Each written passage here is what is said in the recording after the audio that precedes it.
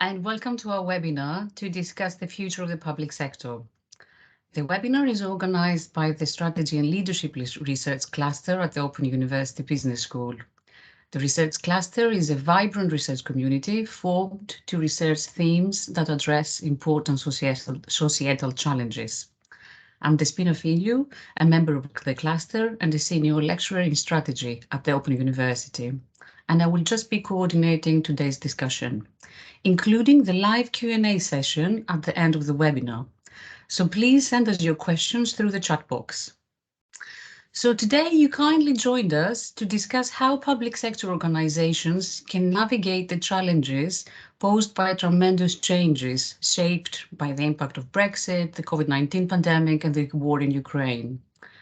So working in such turbulent times and faced with increasing resource constraints, how can public sector organizations find opportunities to deliver high-value services? With us today, we have two outstanding speakers, Chris Gray, Chief of Public Sector at End Digital, and Edoardo Ongaro, Professor of Public Management at the Open University. Chris is responsible for driving End's work with the public sector. He has supported numerous organizations in the UK and internationally to innovate and change.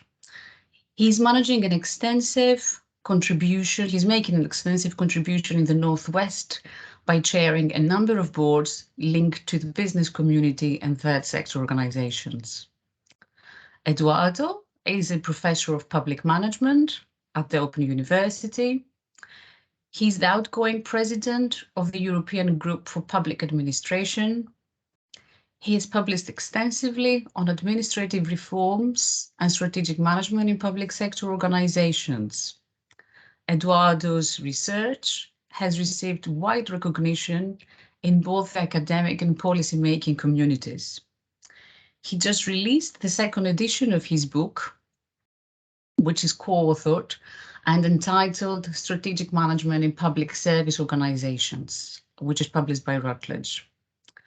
Before we move to our discussion, just to ask you to please send us your question for both Edoardo and Chris through the chat box. Just to note that the event is recorded, so if you miss anything, don't worry, we'll be sending out the recording when it is made available. So starting by you, Edoardo, why is strategic change important for public sector organizations? Thank you, Despina, thank you, George, thank you, Claire and Louise, and thank you everyone for attending today. Well, the direct answer is that it is another angle from which to understand how decisions are made in public service organizations, and also how decisions might be better made in public service organizations. I'm an academic, so we'll talk about disciplines, and I tell you that other disciplines, economics, bureaucratic theory, and others, of course, provide very insightful analysis, etc. But at times they also depict caricatures of what a public service organization is. Maybe some of you have heard of starving the beast. Public service organizations only aim at increasing their budget and using more and more of taxpayers' money. Or maybe some others of you have heard of this very unpleasant notion of slackers. Those in the public service don't really work hard as other normal people in private organizations do. These ideas are not just popular and of course wrong ideas which circulate for some undetectable reason. Actually, at times, they are the outcome of certain disciplines providing too rigid, focused on one aspect only, and at times totally wrong, a profile of what public service organizations are. A strategic management lens is a way of having a much more holistic view of the real life of public service organizations, especially if we see strategic management not as one size fits all, so the strategic plan or the leader and the vision, but as a multifaceted approach, different lenses. Learning is part of strategy, organizational culture is part of strategy, and so on and so forth. If we adopt this perspective, I think strategic management can really help real-life public service organization improve. Thank you. Thanks, Edoardo. And may I ask the same question to you, Chris? Yeah, perfect. And thank you very much for inviting me here today. I think if I sort of take it perhaps into how I see it perhaps more ground up, if you like, from working alongside public sector organisations, I think you summed it up in terms of the introduction, right? If we think about the economic, technological, demographic changes that we are facing today, it's really clear that tactical change and just sort of, you know, going one way and the other in terms of these times is not sufficient. And I think for me, strategic change is really about public sector is not. I would agree with Edoardo in terms of the things he said. It's none of those.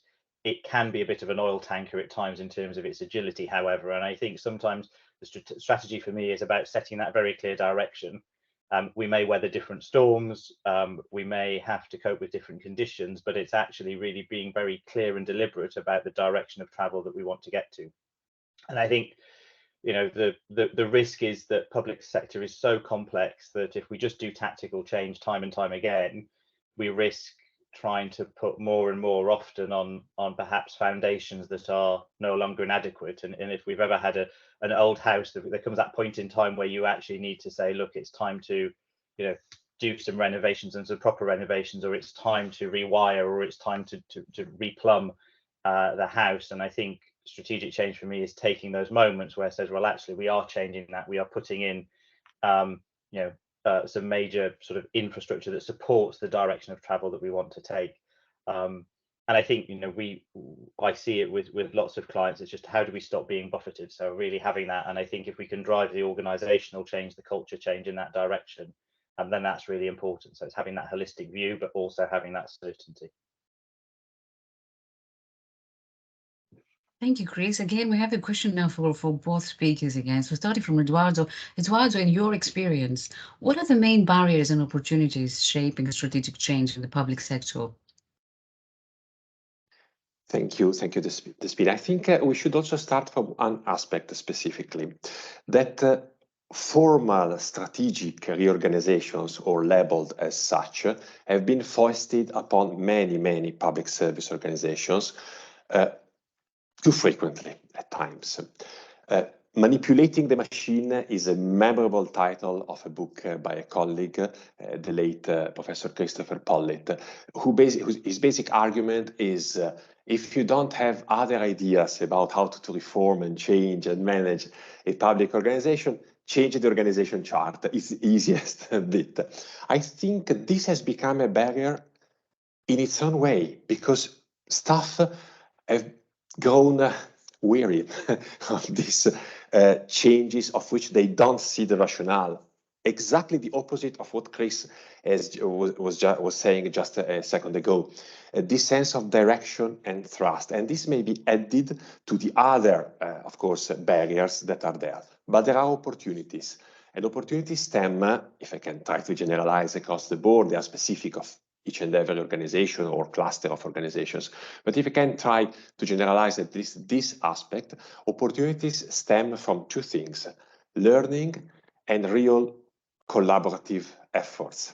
Really overcoming the sense that the top, in particular, top management in particular, is at times in pursuit of, you know, kind of a little bit of self-serving career advances, and the whole strategy is the best way of selling what you're doing. No, if there is this sense of collaboration, this compact across, within and across organizations, and if there is learning, because such environment so quickly and rapidly changing requires learning, I think this is the way in which organizations, public service organizations, grab opportunities for improvement. Thank you, Edoardo. And Chris, what do you think, in your opinion, what are the main barriers and opportunities that shape strategic change in public sector organizations? Thinking about it, there's probably three key barriers I would say that get in the way of successful change, or may derail change as we start to do it. I'd say one is, I'll start with complexity. I think, you know, whether it's stakeholder complexity for many public sector organizations, both in terms of internally within within the public sector, within government, or in the sphere they operate, and then obviously the third parties they interact with. I think that can often just navigating that complexity, getting the alignment of that complexity and the stakeholder environment can often derail or delay things.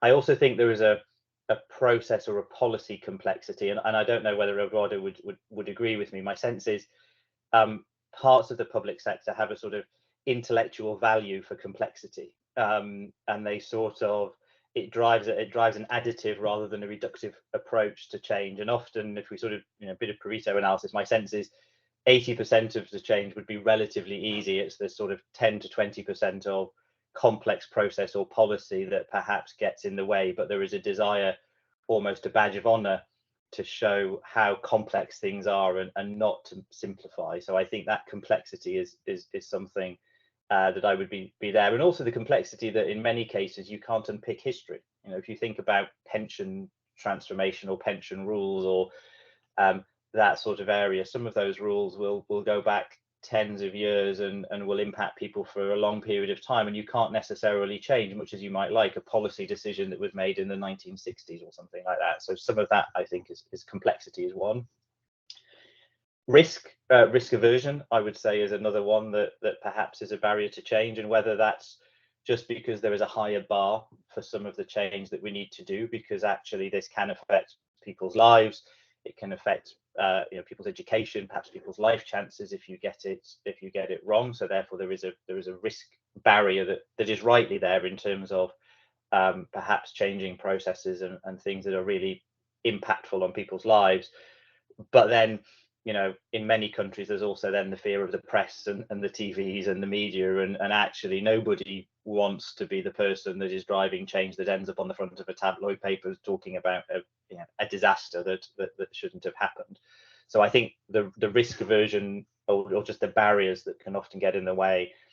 And then I think, linking to what Edoardo said, I sort of do the P of politics, and I talk about a big P and a small p, right? So the big P of politics is absolutely the barrier can be just the politics from a political party gets in the way. Actually, whether it's the right thing to do or not may become politicized, and therefore actually change becomes associated with one particular way of thinking or one particular party, and actually as soon as somebody that changes, then they want to change direction. So sometimes it can be the big P, but I think also the small p, right, which is just the small sort of politics that exist. And I would agree with Edoardo. I think one of the biggest barriers to change, I've heard it termed the innovation theatre, which is sort of this desire to keep changing the set, to keep sort of repainting the set and perhaps changing the layout just for the sake of, the play stays the same, the characters stay the same, but actually we move people around on the stage a bit and we might repaint things just for change's sake. And I would agree with Edoardo, that can be quite tiring for people at the front line. So there's a sort of three barriers I would call out. Couple of opportunities. The two that I would say is there's a real desire for good and better public service. Nobody really wants a worse public sector or worse public service to deliver for them. And actually, if you tap into the people in these organizations, the power and the drive and the sheer determination for their lives, in their working lives, to be improved, and the outcomes they're delivering for citizens to be improved is huge. So if you can tap into that desire and that drive for improvement, I think that's a huge opportunity if we can get that right. And then the sort of the other one, I think, is as Edoardo said, that ability to co-create. I do think there's a bit of a change now in terms of real collaboration, real co-creation. If we can get the end users and the policymakers and some of the administrators working together, my sense is some of the newer techniques that we're seeing around co-creation actually provide a huge opportunity for us to perhaps start to work in new ways, a bit more incremental change, even if we've set that broader direction. So very, very interesting. Thank you both. So a question for Edoardo now. Edoardo, what do you think? How do you think the contemporary turbulent external environment is shaping the opportunities for strategic change for public sector organizations? Thank you. Can I start from what Chris has just said? I share totally his analysis across the board, and picking up on co-creation. Actually, as Open University, we have just finished a major pan-European project on aimed at really integrating a co-creation perspective, so what we know about co-creation practices and approaches, and the strategic management, so that the two are seen as one in an integrated fashion. I think, especially because of your question, the spin on the turbulency of the environment, which I totally agree. It moves, it changes fast, and it also changes radically. So that's a point. And of course, it affects public and private organizations. It affects everyone, also in one's own individual capacity, and so on and so forth. Let me add this ingredient to it. I think society as a whole also needs stability to cope with turbulence. And the public sector is the source to provide the stability. Now, if I say stability, it seems I'm against the change. Not at all. I'm against strategic change. Not at all. That's what I studied. That's what I love. That's what at times I also preach, maybe too much. But anyway, to policymakers and decision makers across the board. But there is this sense in which innovation, especially positive innovation, the one that taps into citizens' needs and desires, as Chris just outlined so clearly.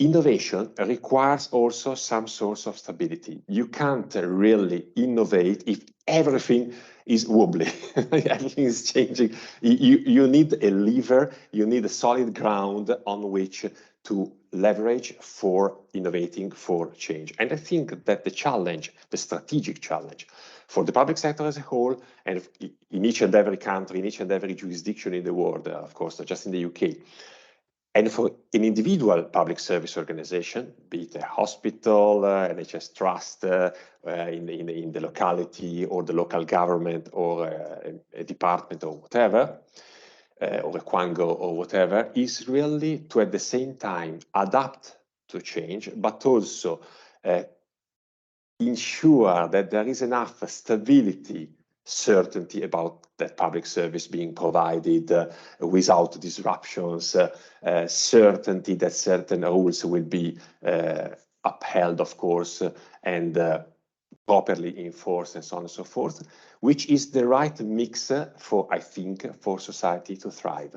So turbulence, yes, public service organizations need to find the way to combine rapid adaptation, radical adaptation via strategic change, with ensuring stability, not so much internal stability, also at times for the sake of staff's well-being, but stability to society, to the locality around, so that all other actors can cope with the changing environment. I think this is a very important ingredient. Thank you so much, Edoardo.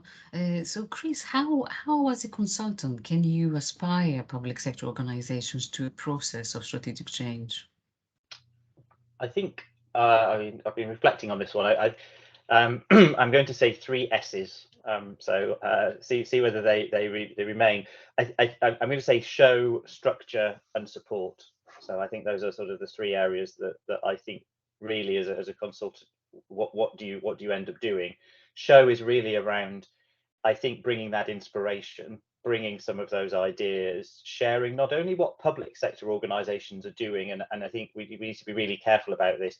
You know, the private sector organizations and some of those big private sector organizations, or some of those that are in industries that may be regulated, actually are very similar, perhaps more so than they might realize or may like to realize, to the public sector. So I think part of what we often do is end up showing and saying, look, this is the direction that a bank is taking, this is a direction that this other customer focused organization is taking, this is what's happening. And I think if I go back to previous jobs I've done, even around the world, it's often just sharing some of those ideas and identifying some of those nuggets that may be in the unexpected places, right? Of just saying, look, this is what is doing. So I think showing is really important at the outset, and demonstrating that others may be doing it, or have done it, or what might have gone wrong, right? And just sort of identifying that. I think the second area then is around the structure.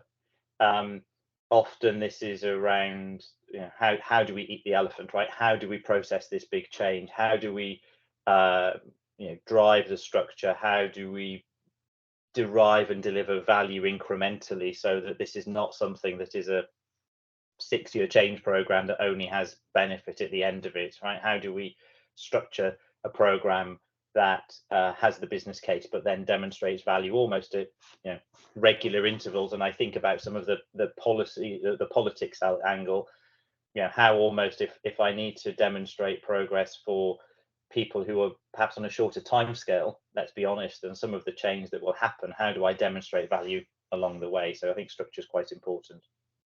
And then the third one is support, and I put support in a couple of areas. One of, you know, go probably without saying, one is support with skills. So have we got specialist skills that as a consultant you are bringing to the mix?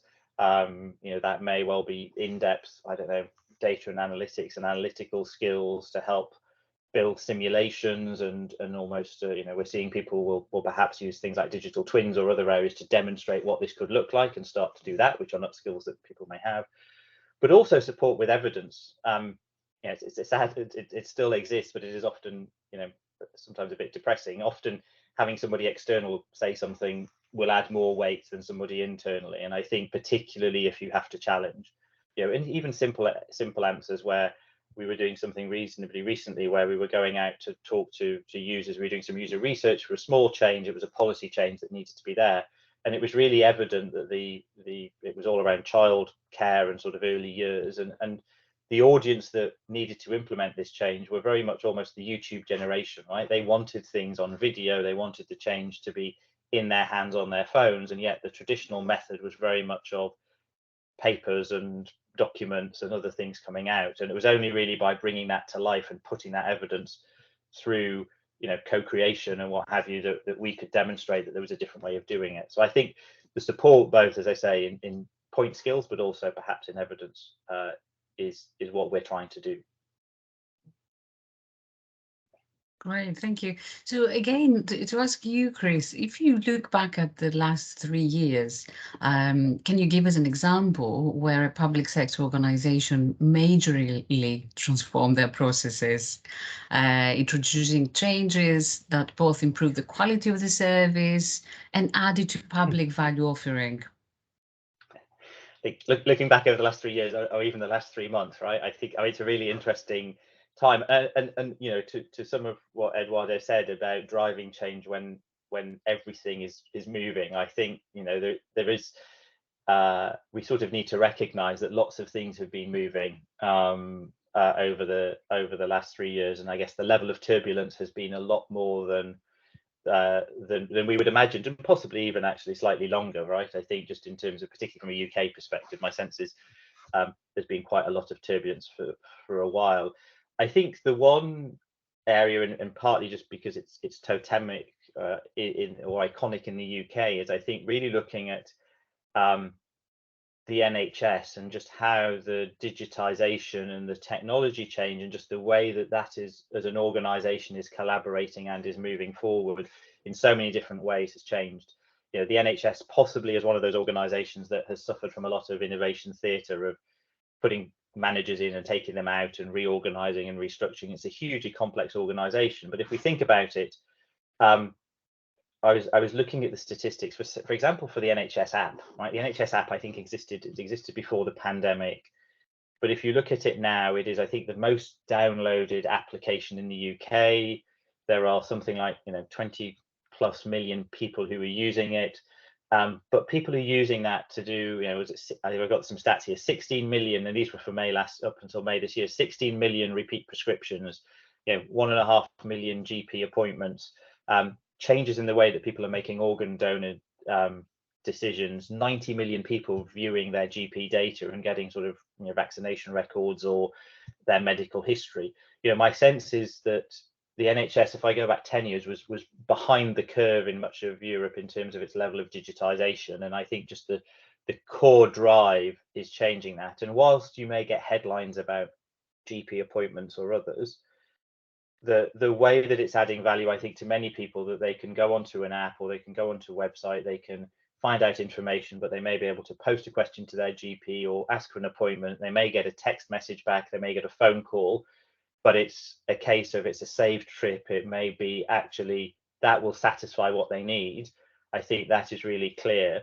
What I also think internally in the NHS, we're starting to see, just the level of collaboration going on. We've got, particularly talk about here in Manchester, we've got, changes in health and social care, people coming together to co-collaborate, to really work together in some of those sort of organizational levels. And I think the pandemic got rid of, I think about that the complexity point I made, the tyranny of complexity. Actually, I think the pandemic did quite a lot of sweeping some of that complexity to one side, because people understood what is the real goal, what is the real objective here, what's the 80% that we really need to focus on. And I think actually that mentality has allowed the health service to really perhaps accelerate or pick up the pace in terms of what it is trying to do in a multi-stakeholder environment, because people are recognizing it. You look at just the collaboration tools that now exist. They probably existed and were used in business for 5 years beforehand, and there was lots of resistance to it. But I think the pandemic particularly drove in the health market a lot of those barriers away, and people sort of focused on what was important. So I think that to me is one, it's still a journey to go, right? I think there is still a long way. And if I think about the strategic change, if you sort of look at the underlying, and whilst some of the politics might change some of the things on the top of the surface, my sense is there is a very clear, very deliberate view of here is the direction that we are going to, which puts people's health much more into their own hands and perhaps in their own control than it was beforehand. So that was probably the one that I sort of keep coming back to in terms of just how much has changed in the last 3 years about how people interact. Fantastic, thank you, Chris. And over to you, Edoardo, to ask you, how is strategic management being developed at the Open University as an example of a public sector organization? Thank you. This is a sensitive question, and I'm being recorded, so I have to be very careful. No, I think one aspect that to me is really focal at the OU, at the Open University, is organizational culture, which we think is a strength.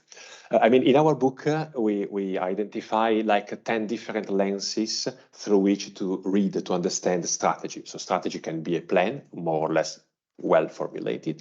A strategy can be a vision in the mind of one person, the director or whatever. In our case, would be the vice chancellor. A strategy can be positioning, finding the right niche in some semi or quasi marketplace, which exists also in certain public services. Strategy can be entrepreneurship in a public setting rather than in a private setting. Strategy can be a range of things. One thing can be leveraging on capabilities and resources and so on and so forth. One approach, one school of thought to understanding what strategy can be in public organizations is by looking at the distinctive features of the organizational culture of that specific organization. And I think in the case of the OU, this is absolutely crucial. Of course, one can say it's crucial for any organization. Some say culture is a higher order influence on any organization. I can accept at least partly this line of argumentation. Of course, I see the point very well. But I think crucial is for the OU. This means that for good or for bad, strategy at the OU needs to fit the culture. The culture is possibly also a constraint, but surely also an opportunity.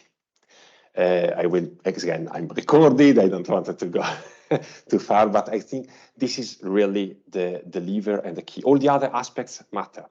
Our strategic plan does matter. The social practices that we have do matter. The fact that we're moved to basically home working, we're already a university operating at distance, but home working does matter, and these practices can also shape some strategic decisions. They're socially embedded practice which matter.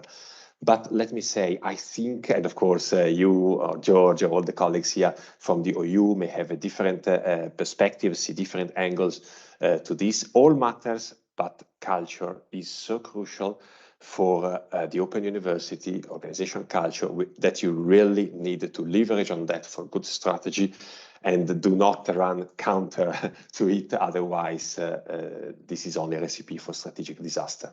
That's my take. Very subjective, of course. Thank you, Edoardo. Food for thought there. We have a question from the chat. So the first question is for Chris, and Rob is asking Chris, would like to ask Chris, if strategy is clear direction, as you said earlier, do you see any negatives or problems with this approach in large, complex organizations?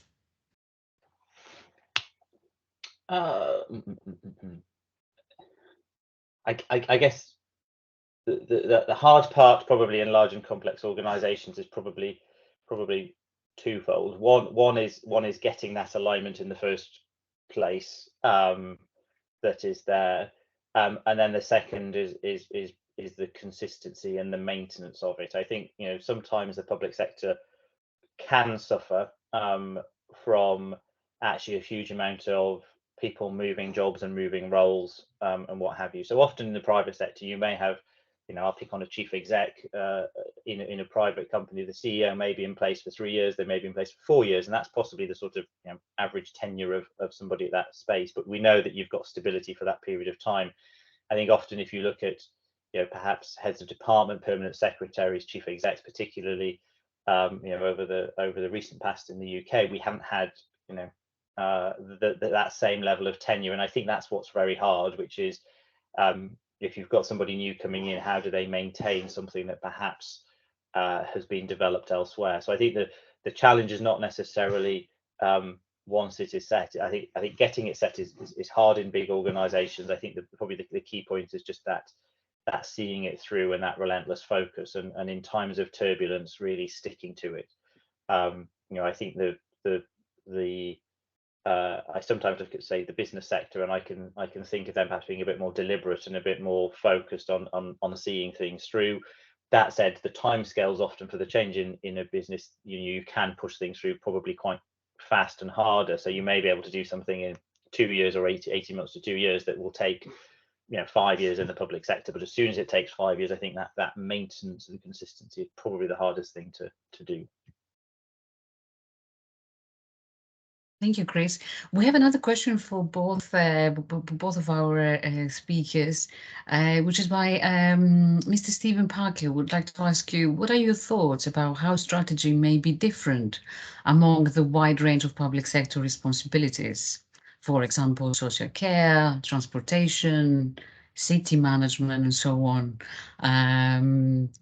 Edoardo, would you like to go first on that one, and then we move to Chris? Thank you, Despina. Thank you, Steve. My direct answer is, of course, yes. There is a difference by the very nature, driven by the very nature of the public service we're talking about. Of course, the police force or the army is not the same as NHS or social care. So this is absolutely a crucial dimension. Actually, it is important to think of the public sector and public management and public services management and strategic management of public services across the board, because there are key unifying principles and also factors which shape how things are being done in public services. But on the other hand, we must never forget, definitely, that the very nature of service drives differences. I will make an example, but of course, you all in the audience are much more expert than me, and will have gone through different public services in your professional life. But right now, we are with other colleagues at the Open University here, we are doing a research on what public management as a whole, as a discipline across all public services, can learn from policing. Of course, policing is distinctive, it is specific, it is about the use of the force by the state. It is about key liberties, rights and duties of citizens and residents, because it's very territorially based. Of course, the force can be used on the territory of the country, and so on and so forth. In doing this process of learning, on the one hand, we see how much there is to learn across the board, how much policing needs public management. But on the other hand, we have always to be careful. Managing a forest is not the same as running a hospital. It is not the same. So land preservation and policing and social care, these are crucially driving differences which must feed into any strategic thought. Otherwise, really, we run the risk. We preach one size does not fit all, but then we may tend to then kind of deliver solutions which are actually predicated on that assumption, which of course is wrong. Yeah, I'd agree with you on that, Edoardo. I think my slight disagree. I'm not sure I disagree, but there's probably a subtle way of looking at it. I think that the strategy for any organization has to be, unique and tailored to its own responsibilities, its own outcomes, etc. My sense is, that said, the development of the strategy or the ingredients, right? It's a bit like, if you open your store cupboard, your recipe book, you probably still have the same main ingredients that you want to put into your strategy. So you've got to be very clear about the responsibilities that you have, all the legal obligations you've got, the services that you are delivering, or the services that you are commissioning others to deliver for you, the culture that you want to have in the organizational culture you have today, or indeed the staff engagement or the public engagement that you have today, and where you want that to be. And relationships with third parties. There's a number of elements, I would say, that are in the, and that's at the sort of macro level versus, whether it's the process or the people, etc., and the technology. My sense is the ingredients for all of these sectors need to be the same, because you need to consider them all in the round. Actually, how you put them together and the resulting, dish that you serve up as your strategy is absolutely going to be very tailored to the audience and to your own particular circumstances. But I think we can almost separate it by just going the ingredients I think we need to consider are very similar. The outcome could be very different. Thank you both. Next, Kristen Reed is asking a very important question to both of you. So you both said that co-creation and stability are very important, and she's saying that they both require trust. So how can public sector organizations develop trust and legitimacy given this turbulence? Edoardo, would you like to go first? Thank you, and thank you, Kristen. Of course, this is spot on, a crucial question. As an academic, I will always do a long premise, no, I'm joking. But very briefly, I will just mention that there has been an entire conference a few years ago promoted by a twin sister organization to the European Group for Public Administration, which I chaired, entirely devoted on trust. It's not only trust between citizens, users of public services and public service organizations. It is also trust among public service organizations. So it's also working together within public services. And it's trust between third sector organizations and public sector, more strictly, organizations. By public service, I mean both, of course, either public sector or third sector, whichever organization is involved in a public service. So trust is really across the board. What is the key feature of trust? And here I stop, but to try to answer the how-to question, how to increase trust. The key point is very simple, but never to be forgotten, I think. Trust is difficult and takes time to build. It can collapse almost all of a sudden, or outright all of a sudden. So there is always this asymmetry, a lot of work. It's a little bit like building a house, and if there is an earthquake in a second, it's all in debris. So the key point there is really working to build trust, seeing it strategically as a capacity, which then will be plugged for doing things, and always aware that there is this risk to deplete even the largest, the biggest well of trust. And that's the biggest damage, which is not immediately reflected in any accounting, is not reflected in GDP or in any immediate short-term measure, but it is crucial. So, Kristen, thank you for putting this up front and center stage, because it is absolutely crucial. I think it's really interesting, and actually I was others may have seen it. There's a thing called the trust equation, which I was actually talking to some people about just last week. I was talking to my own team about it, and I think when you look at that, there are certain elements of the trust equation that are really important, right? You build trust with people if they are credible, if they're reliable, but also if they are open with you, sort of have a level of I guess they talk about the word intimacy. So you talk about being sort of able to be open with people. And you can have all of that, but if you think they're just in it for themselves, well, actually, then you start to reduce the trust, and that's sort of the trust equation. My sense is, it absolutely does take time, right?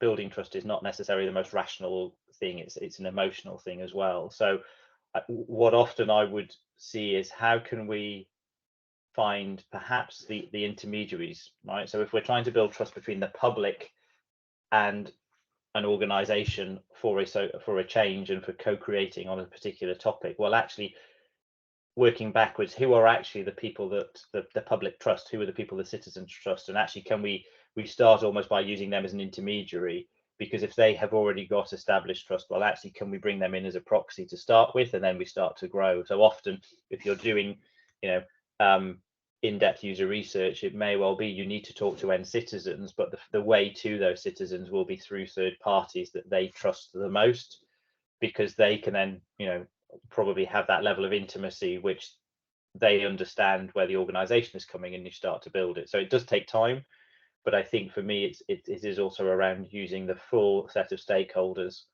and just trying to find those 2 or 3 people who already have a level of trust established and a level of intimacy that you can then start to build on, and I think that will be the key. So we shouldn't just assume that organization X, if you take the policing example, my sense is co-creation just with a police force going straight to the public is probably the wrong idea. It's actually by breaking it down and almost peeling the layers of the onion through levels of trust to co-create together, as you sort of work out, would probably be the way that I would think about it.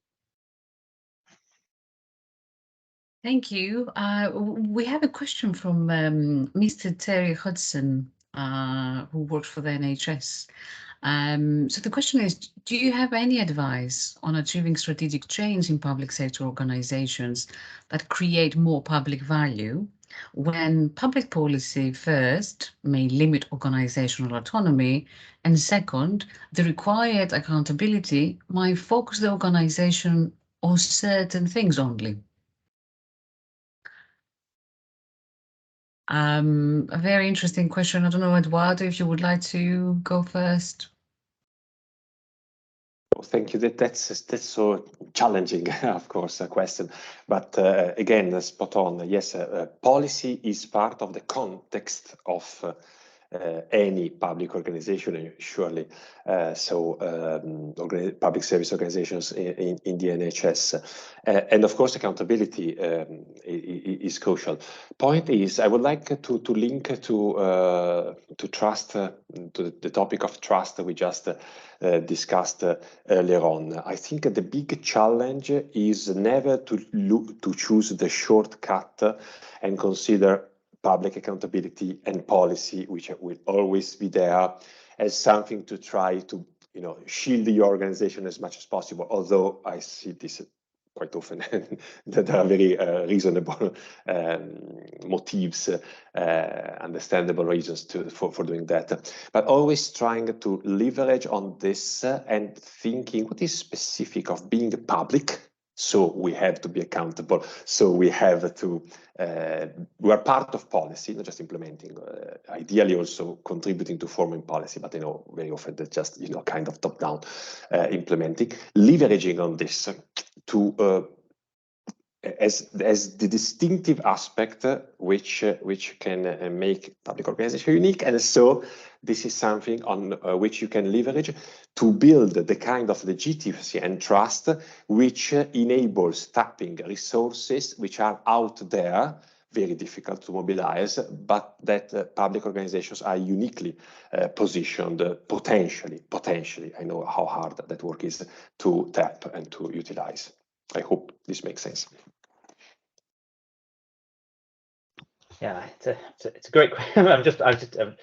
It's a good question for a Wednesday morning. I think I need another coffee, Terry, before I try and answer it properly. I mean, there's a bit as I look at it.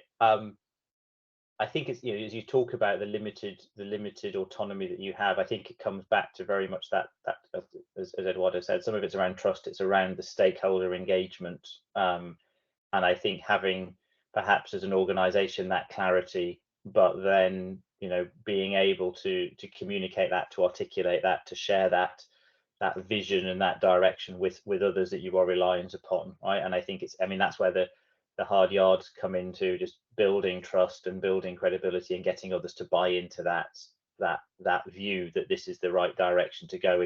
If in your own organization you don't have all of the autonomy to make all the change that you're needed.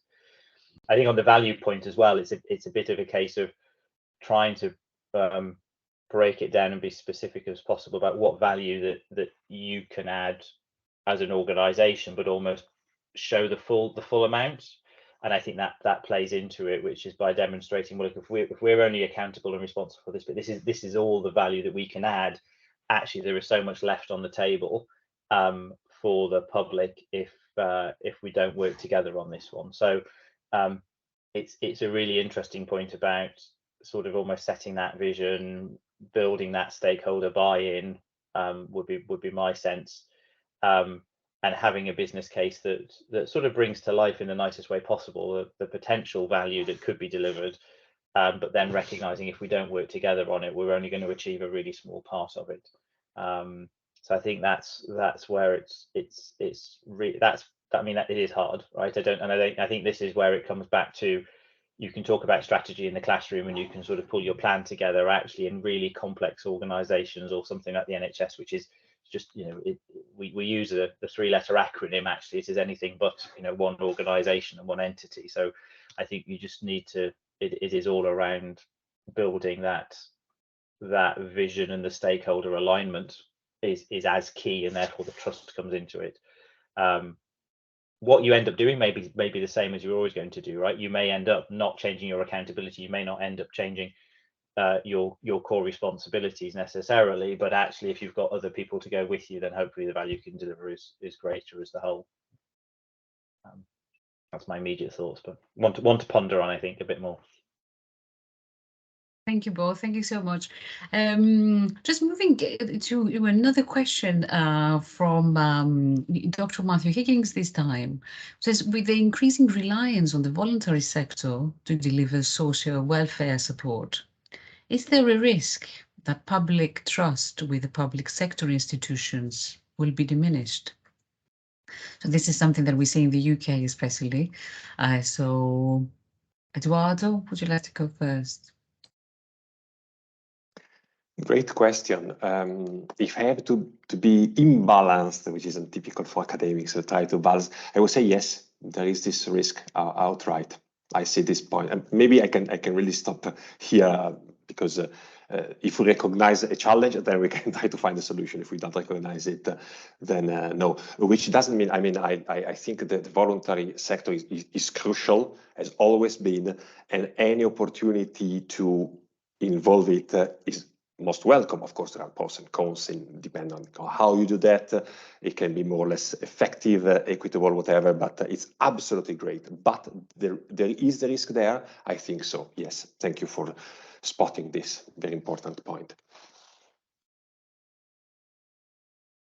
Yeah, I think it's a really there is a point, which is if it feels like if people perceive that the public sector is pulling back and it is basically the voluntary sector is having to step in, I think that will or it does undermine what people are saying. I think that said, and particularly some of the things I do outside, I can see that the third sector has a hugely important place. in society, and actually is often better placed because it is more local and it is more on the ground and it is more, you know, tied to a particular place. Often in some cases it is better at understanding the needs than, you know, a large organization can. But then if it is seen as the only route and not supported, then I would agree, I think there is a risk. So the next question is by a second question from Dr. Kristen Reed, who would like to move us from the UK to international setting by asking, are there any examples of successful transformations outside of the UK that we might draw on? Edoardo, first. Thank you, Kristen. The direct answer is yes, there are. And the equally direct answer is, so it's a bit of advertising here. And in our book, especially the second edition, we have very many cases, exactly, which are across the globe, so from different jurisdictions and countries. There is one important qualification to this. The process to learn from a case of good strategic change, strategic adaptation, a case which is located in another jurisdiction means it is located in another context, political, administrative, and cultural context.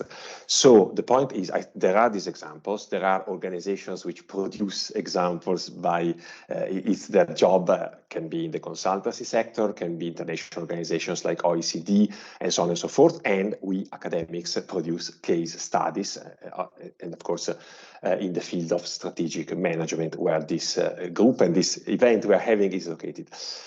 But mediation with context, contextual differences to adapt and learn.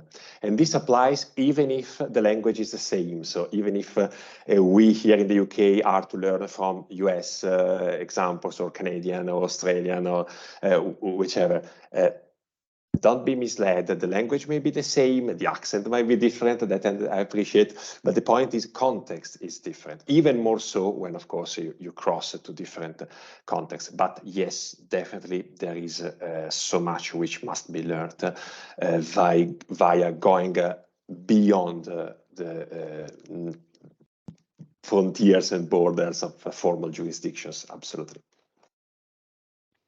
Actually, I'd wholeheartedly, reinforce that point about your context being different, and I think it can be a bit of a trope when we start to label certain countries and we say, oh, look what they're doing, or this kind, because their circumstances can be very different, or indeed their starting points. I come back to some of the points around the legacy and the complexity of policy or other areas that often you can look at strategic change in some contexts, but they're starting in a different place as well.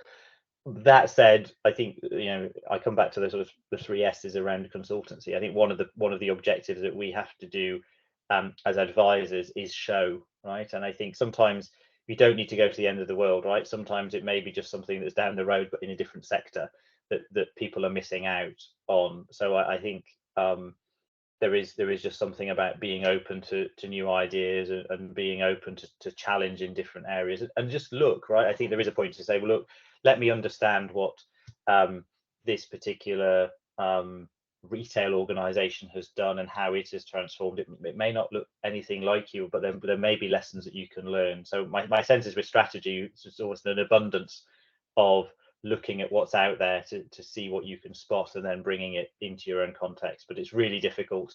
And I think we've seen that perhaps with policy with a big P, where perhaps politicians may get an idea of having been on a visit somewhere, they see a country and they say, oh, we can do that here, and then they want to bring it in, and actually it doesn't work because the context and the starting point and everything else is different.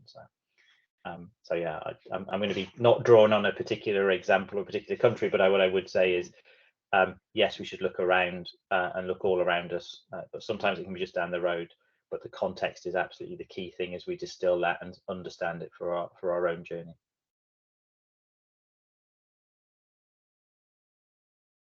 Let me make a quick follow-up. Actually, in the book I've already mentioned too many times on the strategic management of public service organizations, written with Ewan Fairley from King's College London, we have an entire chapter which is devoted only to the process whereby, or a sort of protocol, whereby you can analyze a practice, dissect it, try to decompose contextual influences and the gist of the practice, how it works, what kind of mechanisms it puts in place to make things happen, and then transfer it to another context. An entire chapter, not to do, the kind of abstract, lofty academic things, but because we realized that this is so crucial for practitioners, for decision makers.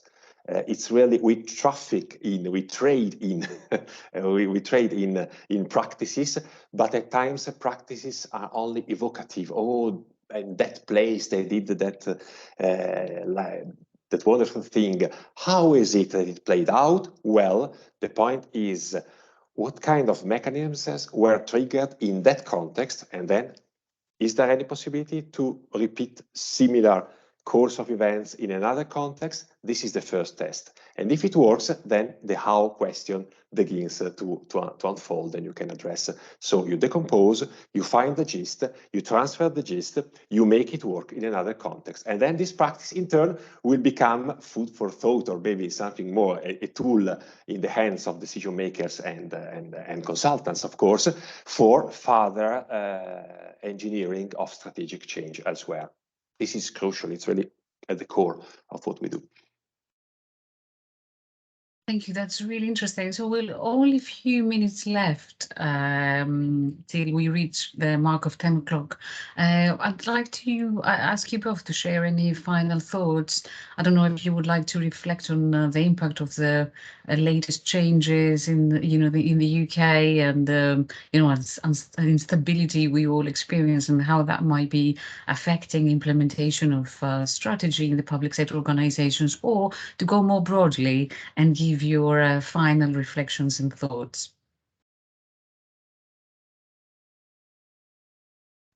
Perhaps I'll go first and leave Edoardo with the last word. I think I'm going to steer well clear of the UK and perhaps what's happening. I think, I look at this very much, obviously working from an organisation that primarily drives digital solutions and really looks at it from a digital lens. If we come back to the factors of change and the underlying factors of change, whether they're demographic, technological, economic, or climate related, change is constant, and my sense is some of those changes, particularly around, say, technology, are accelerating at a pace, I guess the sort of exponential change that you're looking at. So, it is a constant for the public sector to cope with. I think without having the time to look at a more strategic level, my worry is that you're just constantly buffeted and trying to make incremental change. So I think that there is always that time of trying to get the space, trying to get that in, to really look hard at the environment and look forward in what's going to happen and putting out that strategic change. So I guess the point is, it's really important because actually the externalities aren't going to slow down in the years ahead.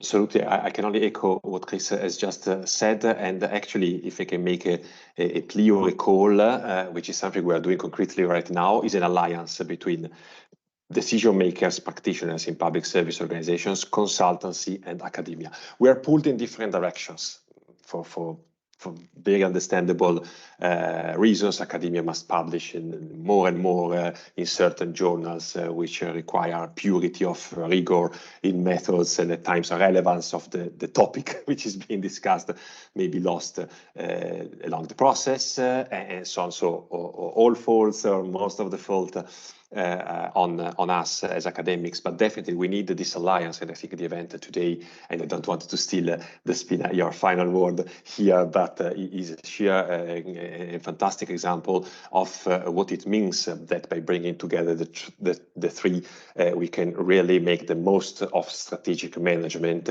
as I say, in the UK and anywhere else in the world. And so the message is, let's treat well and keep our high reputation of strategic management. At times the word is a little bit abused, or everything becomes strategic just to say it's a bit important. Of course, that's not what we mean. But strategic management is a real source of thought, of ideas for changing the world and potentially for the better. So it is definitely, it's an endeavor which is worth pursuing collectively.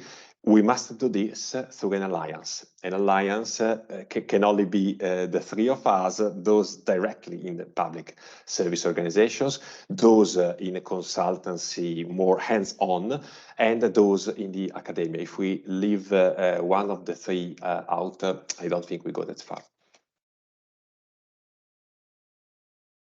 Thank you, everyone, for joining us today for this discussion. We have to come to a close. The discussion has been really, really interesting. I'm sure you will agree with me. Special thanks to Chris and Edoardo for sharing their thoughts. Please follow us on social media to get to know more about similar events in the future. We will be sending out a recording when it's ready. So please feel free to share with your networks. Thank you very much. Thank you, and everyone. Thanks.